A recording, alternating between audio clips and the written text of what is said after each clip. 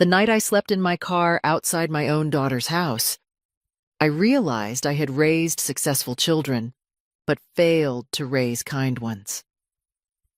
My name is Evelyn Carter, and for most of my life, people associated my name with control, precision, and results.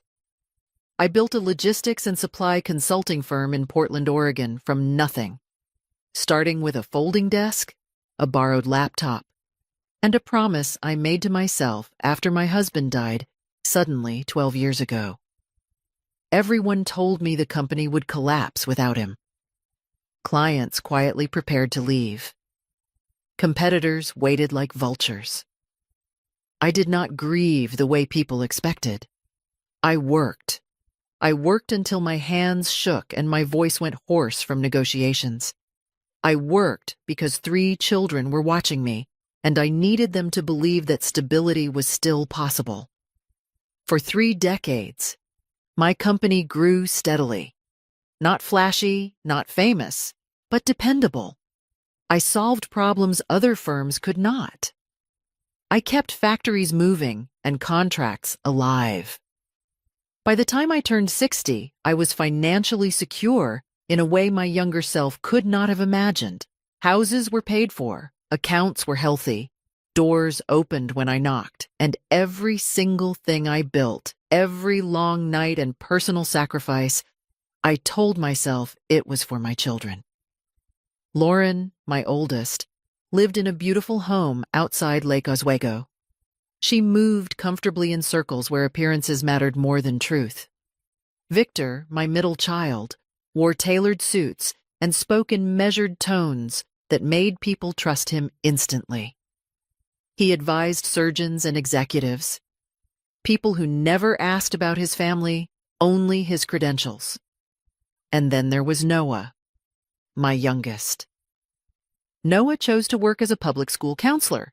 He lived simply, earned modestly, and never once asked me for help unless it was advice.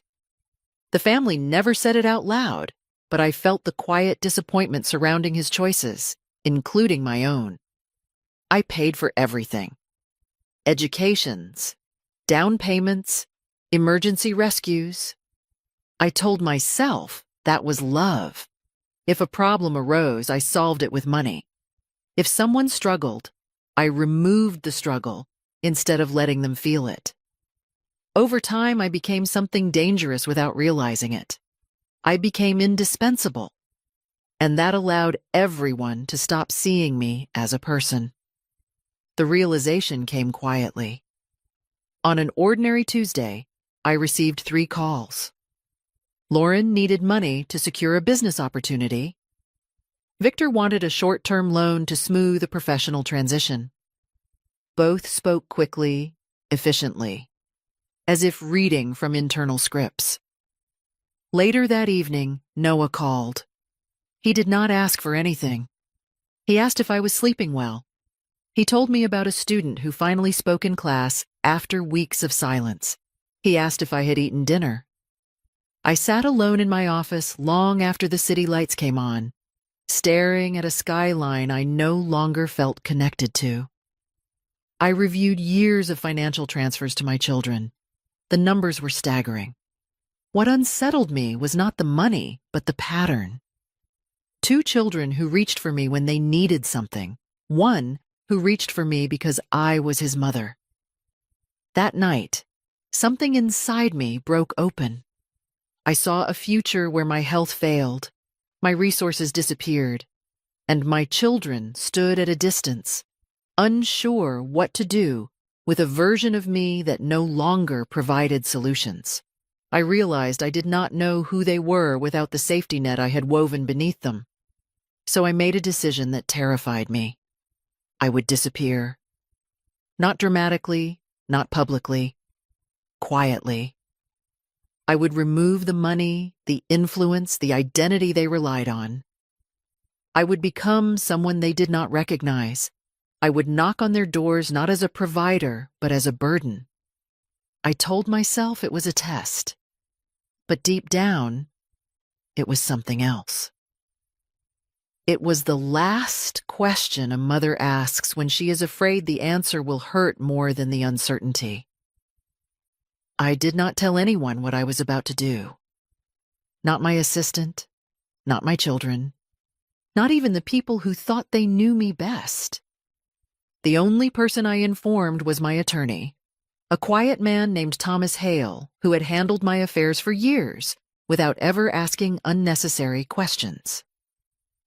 When I told him I wanted to step away temporarily and limit access to my accounts, he studied my face for a long moment before nodding.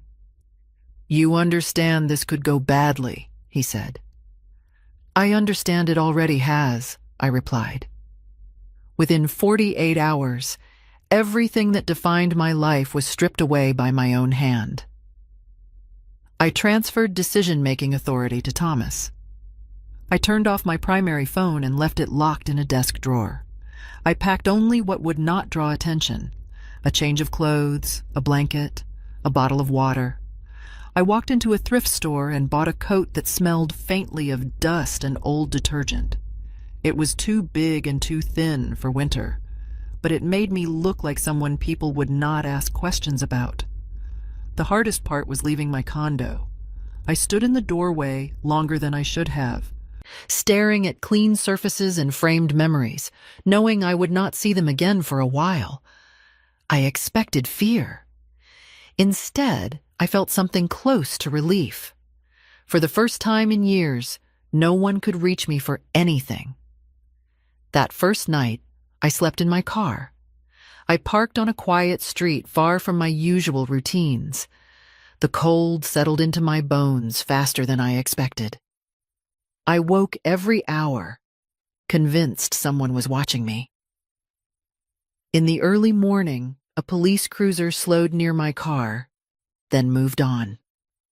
I sat up shaking, suddenly aware of how fragile I had become without status to shield me. The second day, I walked. I walked until my legs ached and my back burned. People passed me without seeing me. A woman clutched her purse tighter when I asked for directions. A man avoided eye contact entirely. I ate a cheap sandwich standing up because sitting down felt like admitting defeat. That night, I stayed in a public parking structure. Rain soaked through the seams of my coat. I wrapped myself in the blanket and watched headlights sweep across concrete walls. A stranger approached me briefly, a man in his 40s with tired eyes. He offered me a cup of coffee from a paper thermos. "You look like someone who used to have everything," he said quietly. I asked him what he meant. "People who choose this kind of test usually forget something," he replied. "You might not like what you learn. Truth does not always come with repair." His words stayed with me long after he left. By the third day, my body hurt in places I did not know could ache. My hands were cracked from the cold. My reflection in a darkened window startled me. I looked smaller, older, invisible, and for the first time, doubt crept in. I wondered if I was punishing myself instead of seeking clarity. I nearly stopped then. I stood on a corner and considered calling Thomas, ending the experiment, going home. Instead, I thought of the way Lauren spoke when she needed something: efficient, detached. I thought of Victor calculating risk even in personal moments. And I thought of Noah asking if I had eaten dinner. I decided the order mattered. I would go to Lauren first, then Victor. And only then, when I had no strength left to pretend otherwise, I would go to Noah. Not because I expected kindness from him, but because I was afraid of how much it would hurt if he turned me away too. Lauren's house sat behind a tall iron gate in a neighborhood where even the sidewalks looked polished. I knew every turn of that road by heart. I had driven it countless times for birthdays, holidays, quick drop-offs of things she needed, but did not have time to pick up herself. This time, I parked several blocks away and walked the rest of the distance, my hands buried deep in the sleeves of the oversized coat. Each step felt heavier than the last. The gate was closed. Of course it was. I pressed the intercom button with a finger that trembled more from anticipation than cold. A soft chime rang, followed by silence. Then Lauren's voice came through the speaker, clipped and distracted. Yes, it was strange hearing her speak to me like a stranger. No warmth, no recognition, just impatience. "Lauren," I said, "it's me, your mother." There was a pause, long enough for hope to flare, and then begin to die. The gate buzzed and opened just wide enough for a person to slip through. I pushed it gently and walked up the long stone path I had helped pay for years ago. When the front door opened, Lauren did not step outside. She stood in the doorway, one hand braced against the frame, as if blocking an intrusion. She looked flawless. Hair styled, sweater perfectly pressed. Everything about her announced comfort and control. Her eyes traveled over me slowly, from my shoes to my coat, and settled somewhere near my shoulder, avoiding my face. "What are you doing here, Mom?" she asked, lowering her voice. I told her the story I had practiced.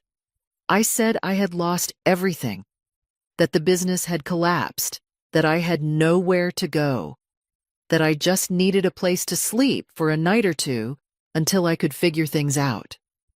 She did not interrupt me. She did not comfort me. She glanced over her shoulder once toward the interior of the house, then back past me toward the street. I recognized that look immediately. It was the look of someone calculating exposure. "This is really not a good time," she said finally. "We have people coming over later." I nodded and said I understood. I told her I could sleep anywhere. The couch, the garage. I would leave early. No one would even know I was there. Her expression tightened. "Mom, you cannot stay here. People talk. You know how this neighborhood is, and honestly, this kind of stress is not good for you or for us." Us. The word landed hard. She shifted her weight and folded her arms as if creating a barrier. I saw irritation flicker across her face, quickly masked by something that resembled concern. "There are resources for situations like this," she continued.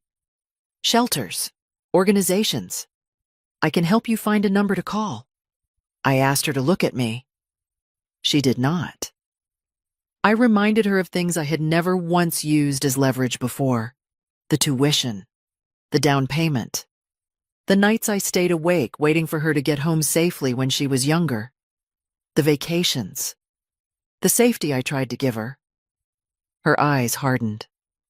"That was your choice," she said quietly. "You always did things your way. You cannot expect me to rearrange my life because you made a mistake." A mistake. That was what my desperation had become. I felt something shift inside my chest, a small, tearing sensation I could not name. I asked her again. "Just one night." She shook her head. "I am sorry, Mom. I really am. But this cannot become a situation." The door closed slowly, deliberately. The lock clicked into place, so I stood there longer than I should have, staring at the wood grain I had admired once when the house was new. When I finally turned away, I did not feel anger. I felt grief. Not for the comfort I had lost, but for the daughter I realized I no longer knew. Victor's house was nothing like Lauren's. Where her home announced elegance and belonging, his projected distance and efficiency. Glass, steel, sharp lines. It looked less like a place to live and more like a statement meant to be admired from the outside. I stood on the sidewalk for several seconds before approaching the door, steadying my breathing, preparing myself for whatever version of rejection waited there. When I rang the bell, the door opened almost immediately. Victor stared at me as if he were trying to solve a puzzle that did not fit any category he recognized. His eyes narrowed slightly, scanning my coat, my shoes, my posture. "Mom," he said finally, "what happened to you?" For a brief moment, hope flared again. His voice held surprise, maybe even concern. He stepped aside and motioned me in quickly, then closed the door behind me with care that felt more like concealment than welcome. I remained standing in the entryway. He did not invite me further inside. The space smelled faintly of disinfectant and expensive cologne. Everything was immaculate. "Sit down," he said, gesturing vaguely toward a bench near the door. I sat. "Tell me what is going on." I told him the same story. The collapse. The losses. The nights without shelter. I kept my voice steady even when my hands shook. Victor listened with his arms crossed, his weight shifting from one foot to the other. I could almost see the calculations happening behind his eyes. When I finished, he exhaled slowly. "This is complicated," he said. "I have obligations, patients, partners. I cannot have this kind of thing become visible." Visible. The word echoed in my mind. I told him I only needed a place to rest. One night, I promised I would leave before morning. He shook his head. "That is not realistic. People notice things. And I need to protect my professional image. You understand how these situations can be misinterpreted." He reached into his jacket and pulled out his wallet. It was sleek and expensive. The kind he liked to carry because it made a statement even when closed. He counted out a few bills carefully and held them toward me without stepping closer. "Take this. Go somewhere warm. Get cleaned up. Once you are in a better position, we can talk about options." I stared at the money. It felt heavier than it should have. "You want me to leave?" I said. "I want to help you in a way that makes sense," he replied. "This is the best I can do right now." I asked him if he remembered studying for his licensing exams at my kitchen table. If he remembered the nights I brought him food because he forgot to eat. If he remembered how scared he was of failing and how I told him we would figure it out together no matter what. His jaw tightened. "That was different," he said. "I was working toward something. This feels like a step backward, as if a mother in need were an obstacle on a timeline." He placed his hand on my shoulder and guided me toward the door. The gesture was gentle, almost rehearsed. "I have an early meeting tomorrow," he said. "I need to focus. Please understand." As he opened the door, I noticed his phone in his other hand, the camera lens briefly visible. I did not think much of it then. I was too focused on the cold air rushing in, on the weight of the bills still clutched in my hand. The door closed behind me before I reached the end of the walkway. I stood under the porch light for a moment, listening to the quiet. Then I folded the money and placed it deep in my pocket, not as help, but as proof. 2 doors closed. One remained. And suddenly, I was no longer sure I wanted to knock on it at all. I waited longer than I should have before going to Noah's house. Not because I needed rest, but because fear had finally caught up with me. 2 doors had already closed. If the third one did too, I was not sure what part of me would survive that. Noah lived outside Salem, in a neighborhood where houses leaned slightly with age and lawns were cared for by the people who lived in them, not by hired crews. I parked at the end of the street and walked the rest of the way, my breath shallow, my chest tight. His house was small, one story, pale side